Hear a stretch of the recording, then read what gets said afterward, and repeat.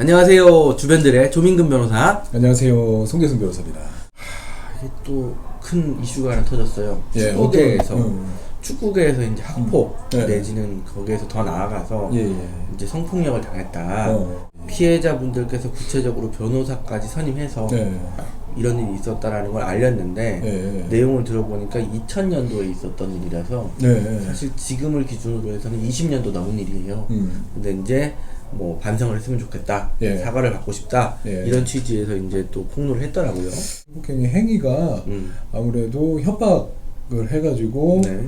뭐 구강성교 행위를 하도록 시켰다는 게 주요 골자인 것 같아요. 네. 그 행위의 주체는 뭐 유명 축구 선수 한 명하고 그 친구인 현재 뭐 어느 그 학교의 배려 교수님 두 분이 그렇게 그러한 이제 학교 폭력 행위를 2000년 1월부터 6월까지 하였다는 내용으로 저희는 보았습니다. 네, 맞아요. 이거 지금은 어떻게 처벌받을 수 있으며 그 행위를 그렇죠. 지금 했을 때, 그 다음에 과거 그 시점에는 어떻게 처벌받을 수 있었던 행위였는지 한번 보고 네. 저희가 그 구독자님들께서는 아마 그 부분이 가장 궁금할 것 같아요. 그렇죠. 일단은 먼저 짚고 넘어가야 되는 게 네. 지금은 2021년이에요. 네. 근데 이제 사건 발생 시기는 2000년이기 때문에 네.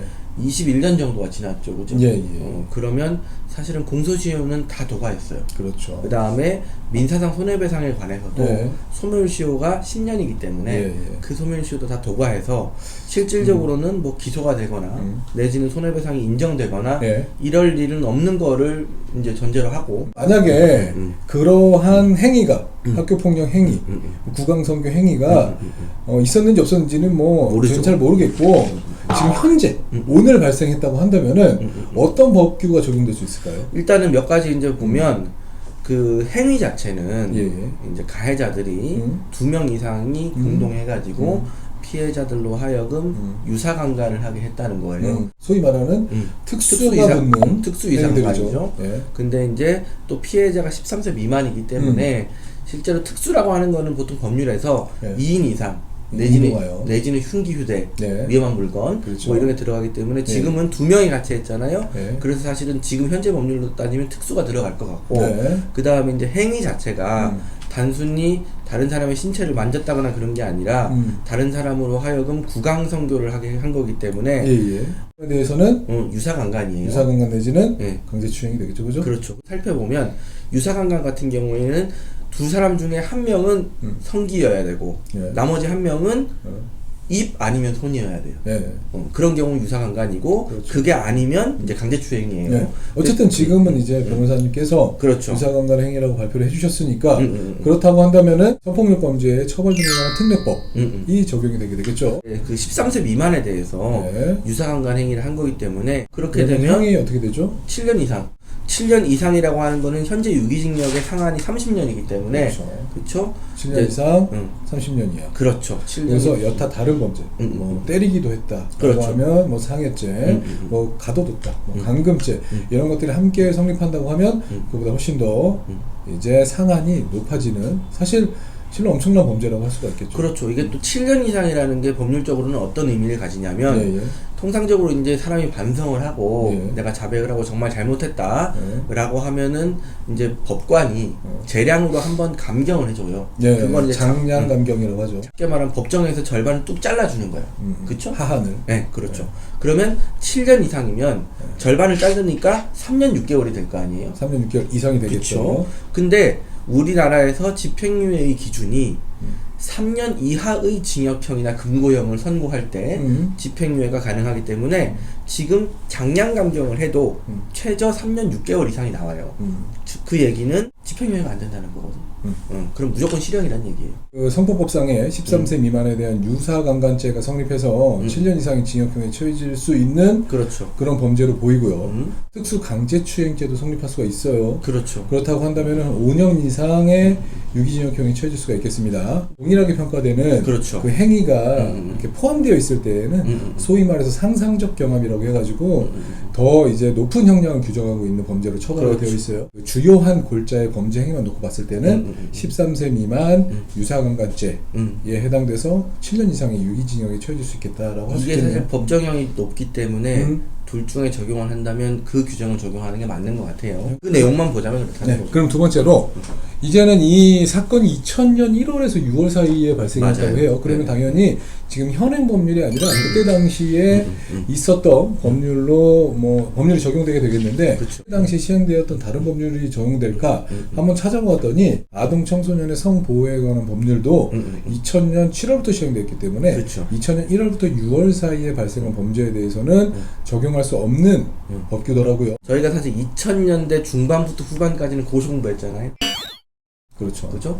그래서 사실은 저희는 거의 변호사가 되면서 내지는 연수원 시절에 아청법이나 이제 성폭법 이런 것들을 이제 경험을 해왔고 그렇죠. 정말 기억이 새록새록하지만 그때 이런 법이 있었어 라고 했던 게 뭐냐면 성폭법과 비슷한데 성폭력 범죄의 처벌 및 피해자 보호 등에 관한 법률이라고 있어요. 법률이 폐지가 되면서 결국은 성폭법이 이 법률을 거의 흡수했어요. 지금 이제 기준으로 하면 성폭력 범죄의 처벌 및 피해자 보호 등에 관한 법률에 더 강한 규정이 있었기 때문에 폭력 범죄의 처벌 및 피해자 보호 등에 관한 법률의 시행 시점은 1994년도경이 되는 그렇죠. 것으로 2000년 1월부터 6월 사이의 행위에 대해서는 이 법률이 적용될 수 있을 것 같은데 어떤 죄명으로 한번 처벌할 수 있을까요? 여기에서 또 하나 중요한 게 희한한 게 뭔지 아세요? 어떤 게? 지금은 강간죄의 객체, 즉 강간죄의 피해자가 남자도 되고 여자도 돼요.